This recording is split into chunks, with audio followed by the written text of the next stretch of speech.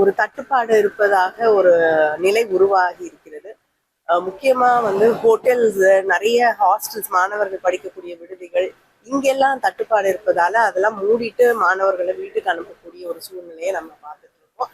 ஆனா வீடுகளுக்கு எந்த தட்டுப்பாடும் இல்லை என்று அமைச்சர் தெரிவித்தாலும் வீடுகள்ல பல பேர் ஆன்லைன்ல புக் பண்ணணும் அப்படின்னு முயற்சி செய்யும் பொழுது கிடைக்க மாட்டேங்குது அப்படிங்கிற ஒரு கம்ப்ளைண்ட்டும் இருக்கு. அதனால இந்த குழப்பங்கள், இந்த பிரச்சனைகளை எல்லாம் விரைவிலே ஒன்றிய அரசாங்கம் அதற்கு ஒரு தீர்வு காண வேண்டும்.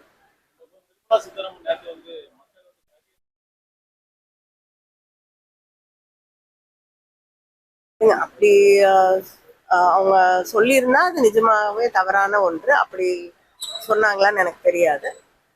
ஆனா இருக்கக்கூடிய ஒரு போர் இருக்கக்கூடிய ஒரு சூழல், அப்பொழுது மக்களை பாதுகாக்க வேண்டிய கடமை ஒன்றிய அரசாங்கத்திற்கு இருக்கிறது. அவர்களுடைய அன்றாட தேவைகளை அவர்களுக்கு தந்து அவர்களை பாதுகாக்க வேண்டிய கடமை ஒன்றிய அரசாங்கத்திற்கு இருக்கிறது.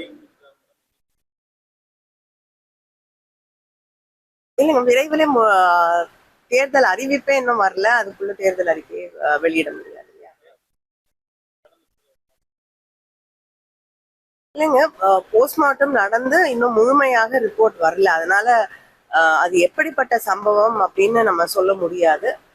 ஆனா நிச்சயமாக ஒரு இளம் பெண்ணுடைய உயிரிழக்க ஒரு கொடுமையான சம்பவம் நடந்திருக்கு. முதலமைச்சர் அவர்கள் விரைந்து குற்றவாளிகளை கண்டுபிடிக்க வேண்டும் என்று உத்தரவிட்டிருக்கிறார்கள்.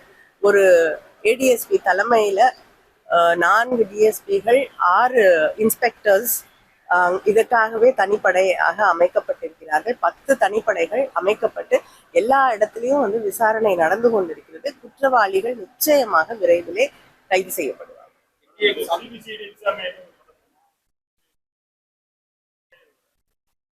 இல்லைங்க, 10 தனிப்படைகள் அமைக்கப்பட்டு விசாரணை நடைபெற்றுக் கொண்டிருக்கிறது. யார் குற்றவாளிகள்னு முதல்ல நம்ம கண்டுபிடிக்கணும்.